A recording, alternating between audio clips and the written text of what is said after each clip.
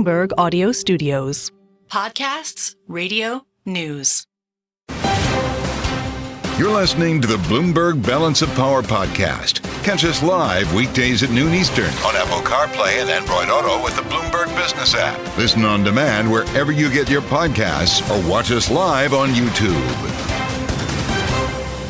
On Bloomberg, I'm Mathieu in Washington. Thanks for coming along. It's the Tuesday edition here on Bloomberg Radio, on the satellite, and on YouTube. Search Bloomberg Business News Live to find our live stream as we prepare to hear the next set of economic policy proposals from Donald Trump. Now, that is scheduled for about a half an hour from now. We're going to bring you his remarks from Savannah, Georgia, when he delivers them. As both campaigns, and if you're with us here day to day, you've been seeing these ideas fleshed out kind of one bit at a time, and we're going to be adding more to the picture here, it seems, at least according to reports from the Trump campaign. When it comes to manufacturing, incentivizing foreign companies to do business here, disincentivizing American companies to do business elsewhere. When you put that together with some of the tax proposals that we've heard from Donald Trump, the picture is starting to fill out. And I'm glad to say we have an opportunity to talk with an authority about this and the campaign at large right now.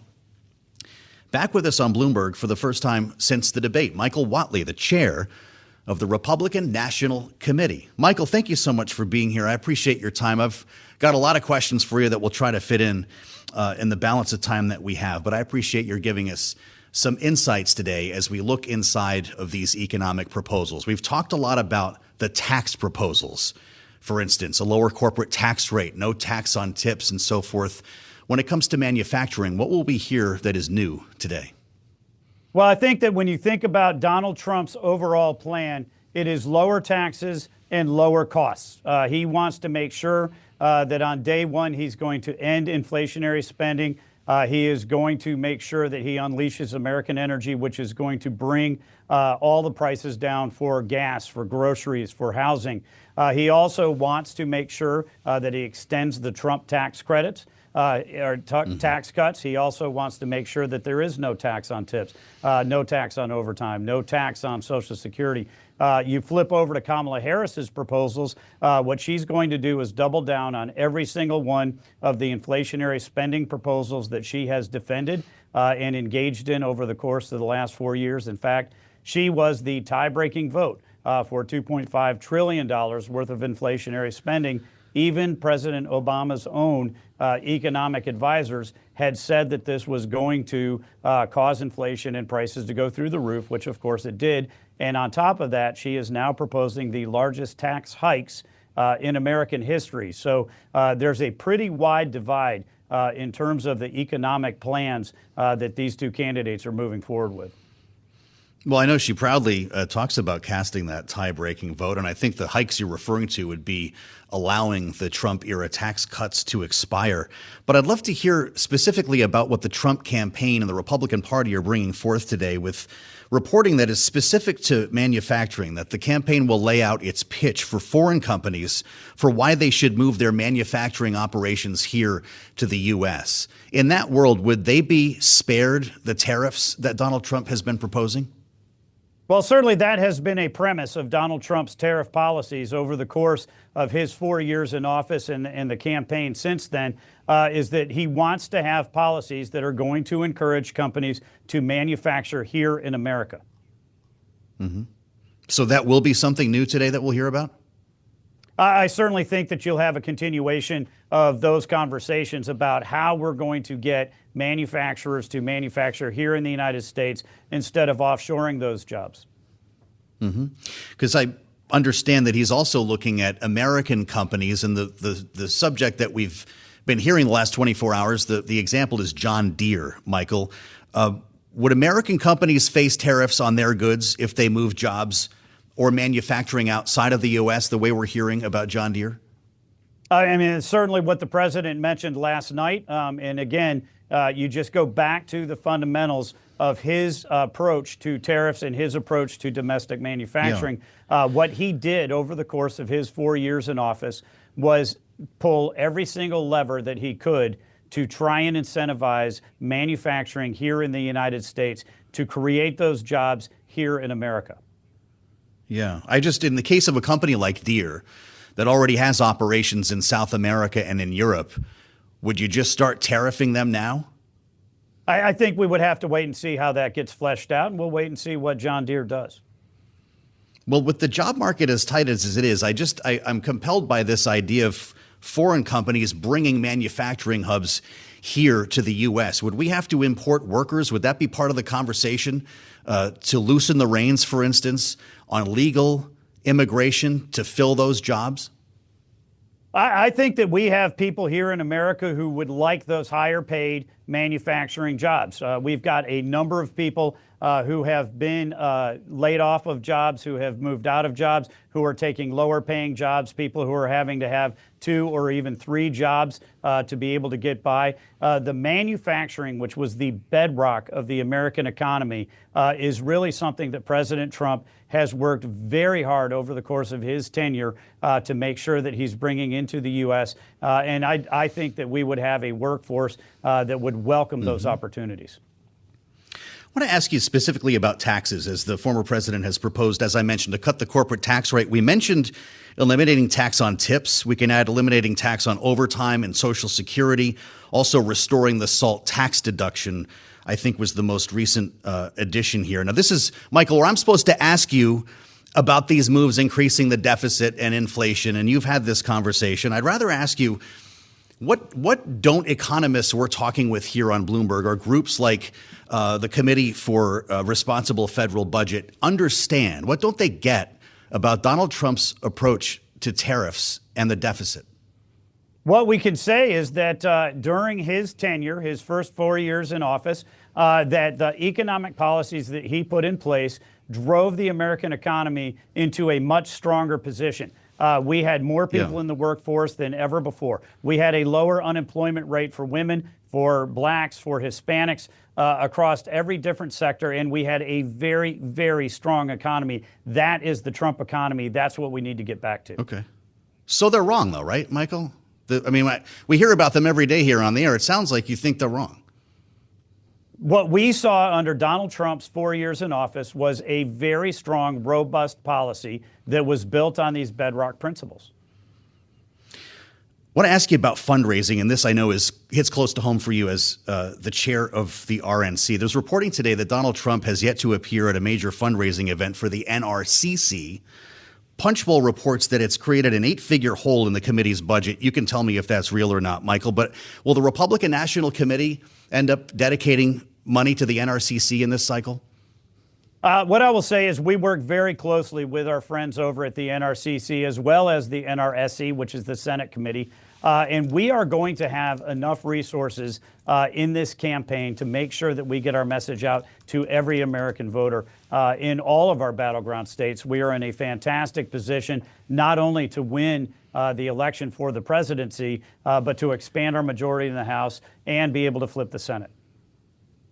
Early voting is underway, and I'm sure you don't need me to tell you. In states like Pennsylvania, Donald Trump talked about this at a rally just yesterday. Michael, let's listen to what he said. We're here today because early voting begins in Pennsylvania over the next 2 weeks, and we need each and every one of you to go out. Just don't take anything for granted. We have to win Pennsylvania. Go out and make a plan to vote early, vote absentee, or vote in person on Election Day. Now we have this stupid stuff where you can vote 45 days early. I wonder what the hell happens during that 45. Let's move see these votes? We've got about 1 million votes in there. Let's move them. We're fixing the air conditioner in the room, right? No, it's terrible. What happened the last time was disgraceful. I heard the pitch, Michael, and I think both parties agree that early voting has become a pretty important part of the strategy. What's stupid about it? Well, look, what I'll say is this. We're going to have over half of the votes this cycle are going to be cast before Election Day. And the Republican Party, we are working overtime right now to talk to every single one of those voters, make sure that they are informed voters that are going into the polls. As the president said, it is great if you want to vote early. It's great if you want to vote by mail. It's great if you want to vote on Election Day. The key is you've got to make a plan, you've got to execute that plan, and you've got to deliver that vote. Understood. So you don't think it's stupid? What I would say is that right now we are working with the laws in all 50 states We're going to take advantage of those laws, and we're going to encourage every single voter to take advantage of them and get their votes in. I need to get your take on North Carolina as the former state party chair there, Michael. I'm sure you've been seeing the reports about Mark Robinson, and it's safe to say here that he has not admitted to any of this. In fact, he says that he's been hacked with some of the reports of language that he used on a porn site. In that case, we've got a real problem here, and I wonder if you're going to demand proof from Mark Robinson, or if Donald Trump needs to see proof that he did not say these things to maintain his endorsement and further the extent to which he could damage Republicans' chances in North Carolina. Michael, how concerned are you? Well, certainly what I would say is that those comments are absolutely antithetical to Republican values. And if Mark Robinson's going to continue in this race, then yeah, I do think that he is going to have to demonstrate to the voters of North Carolina that those are not his words, his actions, or his values. In terms of other candidates, I think that every candidate is going to have to go out and talk to North Carolina about what the voters care about, which is the jobs, which is the economy, which is safety, which is security. Donald Trump is winning North Carolina right now because he is having a conversation with the voters about how he's going to restore our economy, he's going to rebuild our southern border, and how he's going to ensure that we are strong enough to protect American interests at home and abroad, as well as those of our allies. Don't be a stranger. It's good to see you. Michael Watley, thank you so much for the time today on Bloomberg. He's chair of the Republican National Committee, live here on Bloomberg Radio. I'm Joe Mathieu in Washington. This is the fastest show in politics. We'll play it to the panel next. We've said a lot this half hour. And nice to know we have Jeannie Sheehan Zaino and Rick Davis with us. Our signature panel is on the way. Thanks for joining here on the radio, on the satellite, and on YouTube, where you can find us right now. Search Bloomberg Business News Live, and we'll see you on the other side on Bloomberg. You're listening to the Bloomberg Balance of Power podcast. Catch us live weekdays at noon Eastern on Apple CarPlay and Android Auto with the Bloomberg Business app. You can also listen live on Amazon Alexa from our flagship New York station. Just say, Alexa, play Bloomberg 1130. On the fastest show in politics. Welcome to the Tuesday edition. Yeah, it's only Tuesday. That's how much has already happened this week. With a vote set tomorrow in the House, we'll keep tabs on this. No one's talking about a shutdown, not for real. And so no countdown clocks at the moment, with a 3-month CR on the table. Suspension of the rules. Looks like this will pass. Nathan Dean told us he is not expecting a shutdown. In fact, they could get out of Dodge as early as Thursday if they really want to. Just don't go anywhere near a national airport on Thursday. Doesn't compare with the traffic in New York, which I understand is the worst of all time. But we're talking about the economy here on this UNGA day, and we're going to be hearing from Donald Trump a little bit later on. About 20 minutes from right now, is scheduled to speak from Savannah, Georgia, as we were discussing with Michael Watley, chair of the RNC, adding to the pastiche of economic proposals, just as both campaigns are doing, right? It's been a little bit of a slow drip when it comes to tax incentives, tax cuts, housing incentives. In the case of today, with Donald Trump, manufacturing incentives. Certainly when it comes to trying to lure foreign companies to do business here and disincentivize American companies doing business there. It's where we start our conversation with our signature panel. Rick and Jeannie are back together today. Rick Davis, partner at Stone Court Capital, Bloomberg politics contributor, and Jeannie Sheehan Zaino, political science professor at Iona University, senior democracy fellow for the Center for the Study of the Presidency and Congress. Great to see you both here. Jeannie, I'm going to give you the first swing because we just spent a good 15 minutes with the chair of the RNC, who basically indicated that economists don't get Donald Trump's approach to the economy. When you start mixing tax cuts with tariffs, you're losing the traditional economic view. Are we going to get schooled today by the former president in Savannah? I hope so. The reality is that I'm all excited because it's policy week. We're supposed to hear these policy speeches And, I'm listening intently to Michael Watley, and I still don't have a good sense of what Trump's manufacturing policy is going to be. And the question that comes up over and over again is the one that you posed to him about tariffs. Are you going to exempt these companies manufacturing here from these tariffs? I didn't hear a clear answer on that. We know, and we should know more tomorrow, what Kamala Harris says. She's talking about tax incentives. But what is Donald Trump's plan as it pertains to manufacturing in the United States? And we are still waiting. Now, we may hear, and I hope we do, details when it comes at 1 o'clock, and he is supposed to speak on this. But that is an enormous sort of problem.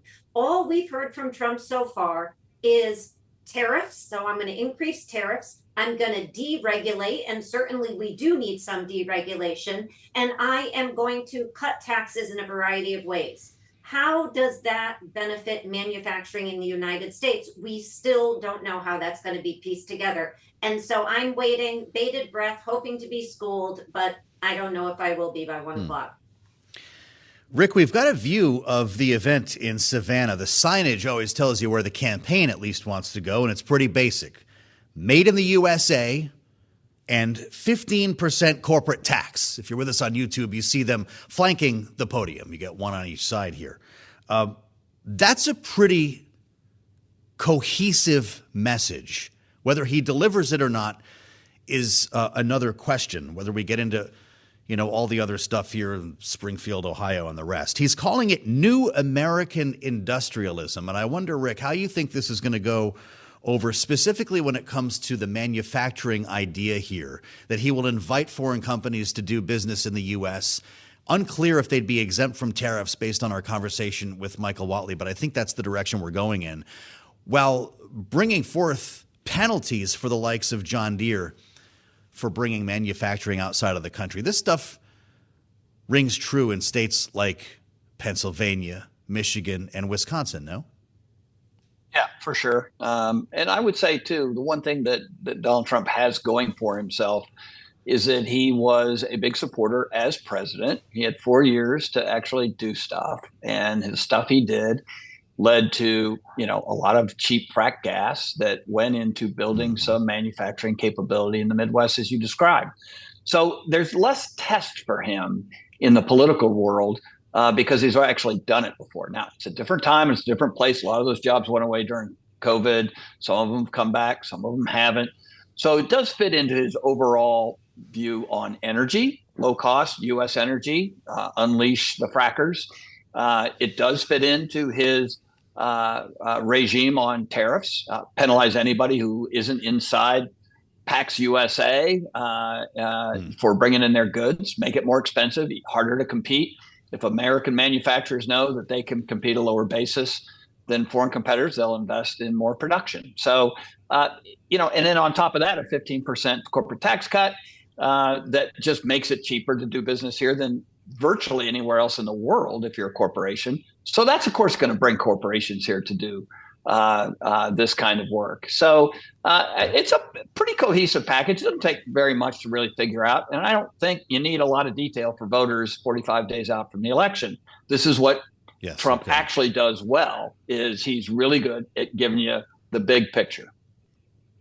There you go. With the fine print becomes a little bit more of a challenge, Jeannie. I was asking Michael Watley about the inflationary impact of the tax and tariff proposals, inflationary and deficit increasing, and asked him if the economists were simply wrong on this. I'm not an economist. Tell me they're wrong. He wouldn't do that, but he did point back, as Rick suggests, to the first Trump administration and the growth that was seen in those 4 years. Is that a good enough answer? No, I don't think so. I mean, let's just think about the federal deficit, for instance. We've got almost every economist saying when they look at what Trump has said so far, and again, this doesn't include anything he may announce today, he's going to add about $3.5 to $6.5 trillion to the federal deficit. Kamala Harris, too, adds to the deficit, although to a far less degree. Some people don't think this is a big problem. Many Americans do. And that is going to be a challenge. And Here is where I disagree slightly, that we don't need details on these things for voters. That is true for voters who have already made up their minds, but they are fighting for undecided voters.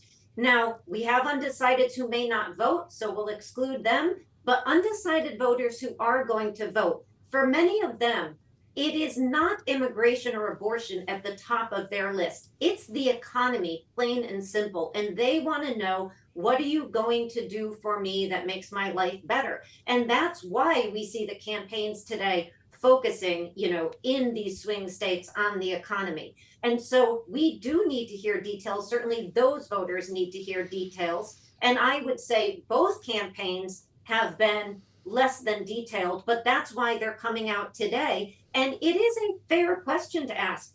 Do your numbers add up?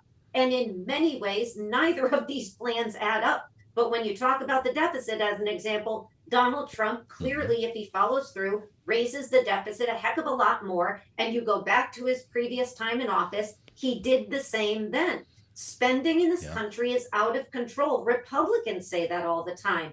Where is their concern on either side about spending? One answer to that is taxation. We've heard that from her, but he's saying he's going to lower taxes and he is going to boost manufacturing. How? So some of this has to add up before you jump on it and say, boy, this is a really good plan. Let's take me there. Well, and he says drill, baby, drill. That's simply lowering energy prices, as he says, by 50% will be an across-the-board salve to inflation. It'll lower the cost of everything. But Rick, we need to admit here, and I think this is kind of your point when you talk big picture, that none of this matters, correct? Neither campaign has really detailed how they would avoid adding to the deficit, never mind potentially increasing inflation at the same time. Voters are not reading in on this stuff, and they are not going to make up their decisions on this. Am I wrong? Yeah, pox on both their houses. You're absolutely right. These are the two biggest free spenders as candidates in history of American politics. They're just inventing ways of making it appear that they have an unlimited checkbook that they can just keep writing to benefit various groups that they need to win the presidential election. And I really haven't seen it done on this grand a scale, as Jeannie says. I mean, they're both, basically spending over $4 trillion above what the country can actually generate in revenue. And they're being very disingenuous about it. But, pox on the voters, too. I don't see anybody punishing these guys, right? There used to be a punishment for overspending. There used to be voters who said, well, I'm not going to go for that. But they seem to be giving them a break. And maybe Jeannie's right. Maybe there's a couple thousand in Michigan who are still not made up their mind, who are like sitting there going, wow, if I had more details about the inflationary effects of tariffs, I could make a more informed decision. But they're not going to get it. So make your mind up, go vote early, and shut up. Wow. This is the most honest conversation you're going to hear about this all day. I have to be honest. That the take from Erica York at the Tax Foundation said it all, Jeannie. This was out of the Washington Post this morning. Principles of sound tax policy, economics, that is no longer in the driver's seat. Politics is in the driver's seat. That's why we're seeing carve-outs and things that sound good on the campaign trail. Is that not true? It's 1,000% true. It is the Oprahization of politics. You get this, you get this, you get this. Don't worry about how we're going to pay for that. Don't worry your pretty little head about that. We'll take care of it later. But it is not enough, at least from my perspective, for anyone to say that this doesn't matter because voters don't think about it. If they're not, to Rick's point, they should be. We all should be, because our kids and our grandkids are going to pay the price for this. And so we should, as voters, demand more. That's why you were asking him those tough questions, Joe, because you're demanding more. And I am going to hold out hope we hear more from Trump and Harris today, Trump tomorrow, Harris. I don't know if we will, but if we don't, that is a problem for all of us, because we have a system in which spending is out of control and we are not hearing solid plans to address that. And that is something we should be all demanding. A great story on the terminal from Gregory Cordy, Nancy Cook, and Jarrell Dillard. Trump dangles so many tax breaks, even some advisors are confused. I only have a minute left, Rick. There were a couple of moments when Michael Watley was kind of waiting to hear from Donald Trump on some of these issues, specifically involving tariffs and manufacturing today. Does the campaign know exactly what he's going to say? Well, they know what's written in the speech. So, yes, the policy prescriptions are there in black and white. And there's a reason they don't actually circulate his speeches in advance, because they actually don't know what he's going to say. He may leave it all out and start talking about, no taxes on tips and things like that he kind of likes because he sounds good. But, I don't know if we know what's going to come out of this, but it will be finance heavy. Less on strategic industries that need to be supported and things like that. I think less manufacturing, more beating up on the Fed. Okay. It's scheduled to start 5 minutes from now. Of course, whenever it begins, we'll bring you to Savannah, Georgia to hear from Donald Trump, and we'll have analysis from Rick Davis and Jeannie Shanzano on the other side. That's just our first hour. We're just getting started. Kailey Leinz will join the conversation as we welcome our global TV audience next to Balance of Power right here on Bloomberg. You're listening to the Bloomberg Balance of Power podcast. Catch us live weekdays at noon Eastern on Apple CarPlay and Android Auto with the Bloomberg Business app. Listen on demand wherever you get your podcasts or watch us live on YouTube.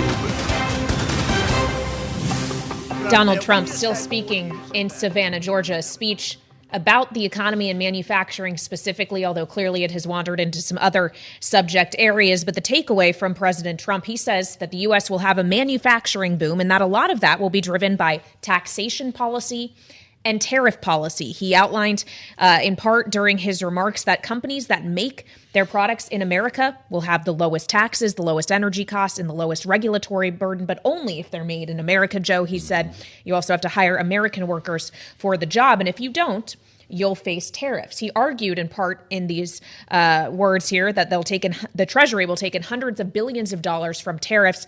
And he says it will not cause inflation, though. Of course, we know here on Bloomberg TV and radio that the majority of economists dispute that fact and do think that higher tariffs will indeed be inflationary. Yeah, we heard a couple of things as well about U.S. Steel. Specifically, the former president said under Kamala Harris, U.S. Steel is now being sold to Japan. I will stop it. We've got to do it fast. And of course, Kamala Harris has come out against that deal. And Joe Biden is reportedly taking action to stop that deal. He also said, as he continues to, that we're leading by a lot in the polls, Kailey, and it's hard to find those polls. We did see a bit of a break for him in Arizona in the New York Times Siena poll. But the fact of the matter is, and if you're with us on the daily here on Balance of Power, you know that this is statistically tied pretty much any metric that we're following, certainly when it comes down to the swing states. Yeah, and in Georgia specifically where he's speaking. He True. did there talk to the city of Savannah, where he is, saying that he promises Savannah will be a premier export hub if all of these policies go into place. Would involve quadrupling, I guess, the traffic in the port of Savannah, which he took credit for deepening. We wanted to bring you in the room for this because there were a few additional contours, specifically when it came to dealing with foreign companies working here in the U.S. and American companies doing work overseas, getting back again to tariffs, Kailey. And tomorrow we're going to bring you likely an address that is scheduled. We're not sure what time it'll happen yet, by Kamala Harris as she rounds out her economic proposals, and a separate address in Pittsburgh. We'll be able to contrast these two with hopefully the likes of someone like Kitty Richards, who is with us right now. This is our opportunity to take a dive on what we just heard with an expert, senior strategic advisor, the Groundwork Collaborative economic policy advisor, formerly to President Joe Biden. So, Kitty, welcome back to the table. It's great to see you. I'm sure that you can tell us what you would like to hear from Kamala Harris tomorrow. What did you think of what you heard from Donald Trump today? I think that we heard more of the same thing that we've been hearing for 5 or 6 years now. And luckily, we can roll back the tape and see how things worked out. Some of these promises that Trump is making are outlandish and very similar to promises that were made about the 2017 tax cuts. So if you remember at that time, somehow a massive corporate tax giveaway was going to trickle down to workers in the form of $4,000 a year in increased wages. That was laughable at the time. Economists at the time said it was laughable. It has not worn well. We didn't see any of the increased investment that was promised. We didn't see increases in wage growth.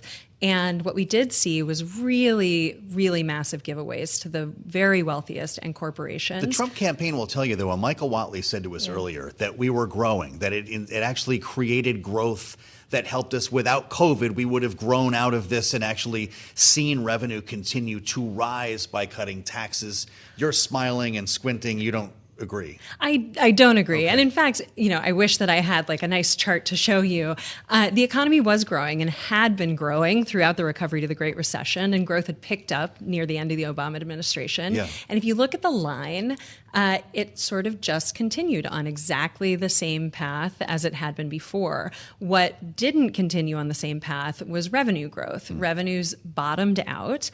And in fact, the revenue losses from the Tax Cuts and Jobs Act have grown and grown and grown year after year. And part of that is because of the massive corporate tax giveaways, which included a huge giveaway to corporations, American multinationals, that had been shifting their profits overseas to avoid paying taxes, and then got a big tax break for all of those overseas profits at the beginning of the Trump tax cuts. Well, as we heard him say, and not directly in terms of numbers, but he did promise lower taxes on companies that make their products in the U.S. There was a big corporate tax rate, 15% sign behind him. He has said previously that 15% rate would apply to companies that make products in the U.S. If it's not incentivizing American manufacturing through lower taxation for those companies, what is the proper incentive to do that, to shore up the U.S. manufacturing base without it potentially having detrimental economic effects? I think that's a great question. I think on corporate taxation, what we can do is change the fact that right now you pay a lower tax rate for profits earned overseas than you do for profits here in the United States, which, by the way, that was a cornerstone of the Trump tax cuts in 2017. But I think that the idea that you incentivize more economic activity in the U.S. that's going to be good for workers and families by cutting taxes for corporations and the wealthy is an idea that just has not stood the test of time. So what idea has stood the test of time? So I think that we're seeing a manufacturing boom, and it's partly because we're seeing investments in manufacturing capacity, really smart strategic industrial policy, rather than just, handing out tax cuts that frankly go directly into shareholders' pockets through buybacks, through capital gains appreciation.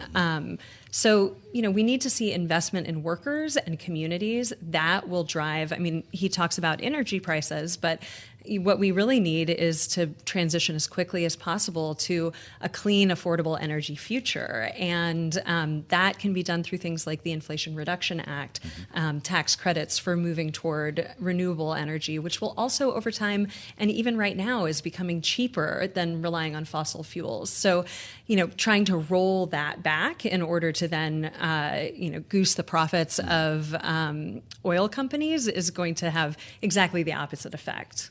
A terminal user named Adam asks, having listened to Donald Trump in Savannah, so is the economic policy going to be inflation? And I wonder if we can ask the same question to Kamala Harris. Neither have fleshed out how they're going to pay for all of these ideas. You can talk about who would be more inflationary than the other, but is that the world we're in? So the Harris plan actually has been evaluated by Moody's Analytics, and they find that it will increase GDP, not bring on inflation, keep the labor market strong.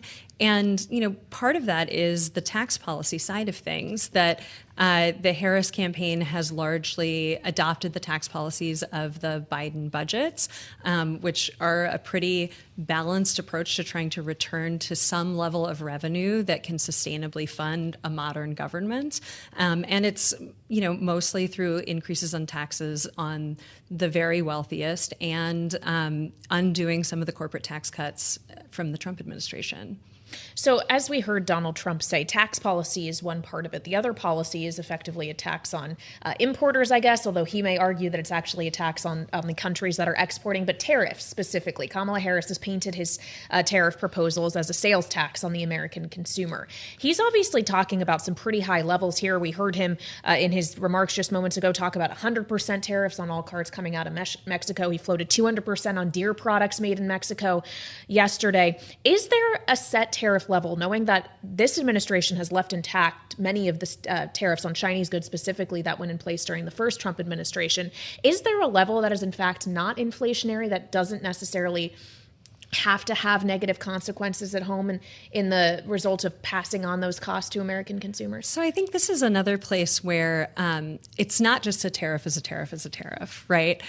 The tariffs that the Biden administration has left in place, or in some sectors of the economy put in place, are largely very strategic. They are complements to other kinds of industrial policy that are designed to re-onshore supply chains for really critical inputs. Take the Chips and Science Act, and thinking about how to make sure that we can build a robust battery manufacturing sector as we do transition to a clean energy economy, and how we think about getting the most electric vehicles on the road as we can, while also avoiding a situation where we have no capacity to build those electric vehicles here in the United States. Those are places where, as part of a larger policy, tariffs can make a lot of sense. Putting massive across-the-board tariffs on everything that flows across the border is going to increase prices for American consumers. It's also going to increase prices for American manufacturers who want to use inputs from other countries to build things that they will then sell in the United States, including manufacturers that might want to relocate to the United States to be closer to customers and employ U.S. workers to do final builds, but might not want to do that if they're going to have to pay a massive tariff on all of their intermediate inputs before they come into the country. So I think it's silly to think that these tariffs will have the kinds of effects that Donald Trump is claiming. And again, I feel like we spend a lot of time rebutting wild claims made by Donald Trump. And just like I spent a lot of time in 2017 talking about how corporate tax cuts were not going to raise worker wages by $4,000. And these claims are the same as those claims, just with a slightly different flavor. All right, Kitty, great to have you here in our Washington, D.C. studio. That's Kitty Richards, Senior Strategic Advisor at the Groundwork Collaborative and former Economic Policy Advisor to then Vice President Joe Biden. You're listening to the Bloomberg Balance of Power podcast. Catch us live weekdays at noon Eastern on Apple CarPlay and Android Auto with the Bloomberg Business app. Listen on demand wherever you get your podcasts or watch us live on YouTube. Prices of crude oil have been fairly well restrained. We've seen a bit of an uptick recently here, but the fact is people in many cases are paying less than $3 a gallon for gas in this country right now, Kailey. Joe Biden, of course, talked at the United Nations General Assembly about the situation, not only in the Middle East, Kailey, but the dangerous world that surrounds us. This is his last address before UNGA. Let's get a taste of what the president said. Many look at the world today and see difficulties and react with despair. But I do not. I won't. As leaders, we don't have the luxury. I recognize the challenges from Ukraine to Gaza to Sudan and beyond. War, hunger, terrorism, brutality, record displacement of people, a climate crisis, democracy at risk. Let's bring in Michael Allen, Managing Director of Beacon Global Strategies, former Special Assistant to President George W. Bush in the national security sector. Always great to see you, Michael. Thanks for joining us today at the table. Thank you. Of course, the situation in Israel with Gaza, now as well with Hezbollah and Lebanon, is a major story here at this United Nations Assembly. The president referring to Gaza there in that address that we heard. We've been in touch with you since October 7th. And we've seen the temperature rise consistently since then. And as Israel looks to the north now, there are questions about whether this is a war, if we can call it that, with Hezbollah, or whether this could escalate more. What do you think?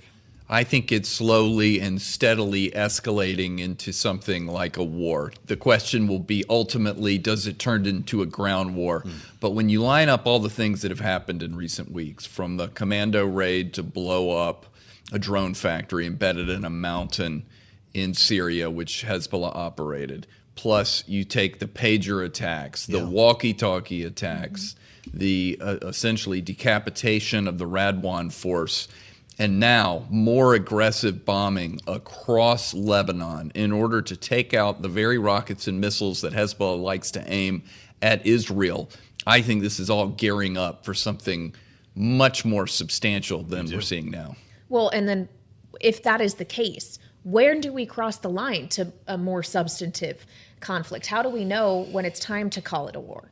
Well, it's probably, in my estimation, already very close to being a war. There's certainly trading blows left and right. But if there's a tank raid into Lebanon, I think that will be a new significant moment. They, of course, did that in 1982 and again in 2006 without great results. But if you want to be optimistic about it, this is Israel trying to create new facts on the ground so that maybe diplomacy would work, that they would implement the old United Nations Security Council resolution from 2006 and get Hezbollah pushed back northwards so that they can't range their rockets into northern Israel. Or this is just a more extreme, more aggressive version of what we hear the Israelis are up to about mowing the grass. Here, I think it's more root and branch destruction of Hezbollah, because after October 7th, I don't think they can continue to live with another genocidal terrorist organization on one of their borders. Root and branch. All the while, the U.S. is arming up in the region, sending additional troops, we're told, with the idea, you mentioned ground war in our minds. What exactly are we prepared to do? So we certainly would not go in on the ground, and the Israelis are proud of the fact that they don't want U.S. assistance. They wouldn't make that ask. They wouldn't make that ask of us. If we have more troops in the region, I think they're largely talking about gray-hulled naval ships. Maybe there's some military advisors in Israel proper to help with the command and control if there were another, like in April, attack by Iran. But by and large, I think the U.S. is trying to keep its involvement as low as possible. Those F-22s we parked there, though, are for a real reason. We saw them employed in that attack from Iran. To take out drones from Iran, cruise missiles and the rest. And also it has a big deterrent value. I mean, the real question is, what's Iran going to do next? Does Iran feel like, my God, our most prized proxy, the all-powerful Hezbollah, which we use as a deterrent against Israel attacking Iran's nuclear program, does Iran say, I can't stomach the complete degradation of this force and I have to do something? But what? Well, I guess the question that then follows is, how much say does Iran really have in the actions of Hezbollah? If Hezbollah feels it needs to retaliate for these various attacks conducted by Israel, would they do that without the go-ahead from Tehran? I think they're definitely in consultation. They're very, very tight. Nasrallah, who is the head of Hezbollah, is always, I'm told, very close with the supreme leader. So they're at a minimum coordinating very closely. I think Iran knows that Hezbollah's got to hit back somehow. But I think they're probably on pins and needles trying to figure out, does Iran get involved in this? How do I keep Hezbollah in the fight? How do I put pressure on Israel in another front or in another theater so that maybe they have to pull back on Lebanon? From UNGA today in New York, NBC News reporting the Iranian president says he does not want war with Israel. You believe him? I do. I don't think it's really in his interest, because he would lose in a conventional war. That's a mutual interest, right? I think it is. Yet we're still marching down this road together. Yeah, I think that Israel doesn't want war per se. Everyone wants to take care of the nuclear program if they can, if that's even militarily possible at this point. And certainly Iran wants to continue using their proxies because they're getting the best of both worlds. They have terrorist organizations that hit Israel all the time. And while there are sanctions up against them, they're not always enforced, and they would lose a conventional exchange with Israel. Israel has maintained that its goal here is just for Israelis to be able to return to their homes in the north. Hezbollah has said, if you want to be able to do that, just end the war in Gaza, and then the conflict between the two of us will stop. Is that not the solution here? Is there's a push still by the Biden administration to reach a ceasefire deal? Why not focus the energy and effort on that versus this action across the northern border? So they're definitely linked. Hezbollah says we're going to keep sending rockets your way until the Gaza ceasefire occurs. But I think and we've seen reports of this that I know you've seen, that the United States has more or less given up on the prospects of a ceasefire Certainly in not Gaza. as openly optimistic. They're not optimistic at all, and I don't blame them whatsoever. First of all, we don't know if Sinwar's dead. He might be dead. That's what some press reports have indicated of late. They're trying to figure that out. But also, just as Gaza has slowed down because there are fewer targets, Israel feels freer to go northward. So are we then giving up on the hostages? I hate to say it like that, but I don't ever really think Netanyahu had it at the very top of his list. I feel like after October 7th, he felt like he needed to increase deterrence and increase the security of Israel in the region. But it looks increasingly unlikely that there is going to be a deal in the offing. But based on what we've seen from the IDF, there would have to be a deal, right? These rescue operations have been largely unsuccessful. They've been largely unsuccessful. There's too many miles of tunnels in Gaza. Now listen, if Sinwar is killed, there are reports that the other people around him are not quite as hardcore as he was. So it's not inconceivable that some hostages could come out if there was some sort of deal. But let's see if Sinwar pokes his head back up sometime soon. So obviously this is one active area of conflict that is dominating conversation at the United Nations, but it is unfortunately not the only one. The war in Ukraine is also on the agenda, and that was the focus of many of President Biden's remarks before the General Assembly today. This idea that alliances supporting Ukraine need to stick together. The Associated Press is now reporting that the U.S. on Wednesday, so tomorrow, will be announcing a new aid package, $375 million in military aid to Ukraine. But we also understand, Michael, that on Thursday, Zelensky, when he meets with Biden at the White House, is going to be pushing a plan to end the war with Russia. Do you think it's realistically time for those conversations, or is the aid going to have to keep flowing for quite some time? Well, the aid has got to keep flowing. The Ukrainians are honestly on their back foot. For the first time, it looks like they're losing more than incremental amounts of territory. But I like this Zelensky initiative. It's because there's an election coming. It's because Donald Trump and J.D. Vance say that they are either going to, in Vance's mind, do nothing for Ukraine, or in Trump's mind, immediately try and settle the conflict. I think this is Zelensky's way of saying, I hear you, President Trump. I hear you, Vice President Harris. I understand the politics is changing in the United States. But here's what we think should be a reasonable resolution to this conflict. And I think it's fine because you can't beat something with nothing. He's got to come to something with something to the table. Yeah.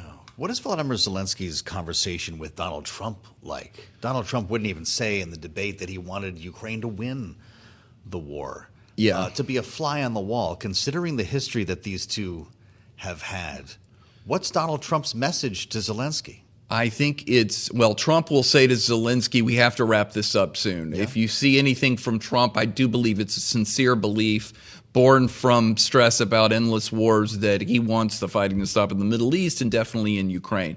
I think Zelensky, you got to give up the Donbass or something. I think Zelensky has to say, if you want a lasting peace and you want to be credited for that, I need more time and I need more military and economic assistance to condition Vladimir Putin to where he might agree to a ceasefire. If you do it along the lines as they exist today, that's trouble and a recipe for Russia to come back into Ukraine and a situation where Ukraine feels insecure. All right, Michael Allen, always great to have you here in our Washington, D.C. studio. Thank he, of you course, so is much. Managing Director of Beacon Global Strategies, former Special Assistant to President George W. Bush in national security, here with us on Bloomberg TV and radio. And, of course, as Michael helps us analyze some of the commentary we're getting out of the UN, specifically what we've already heard from President Biden in his first speech of the day, we will be hearing another speech from Biden later on today, 4:45 p.m. Eastern Time, roughly when it's scheduled, at an event Bloomberg is hosting in New York. Thanks for listening to the Balance of Power podcast. Make sure to subscribe if you haven't already at Apple, Spotify, or wherever you get your podcasts. And you can find us live every weekday from Washington, D.C. at noontime Eastern at Bloomberg.com.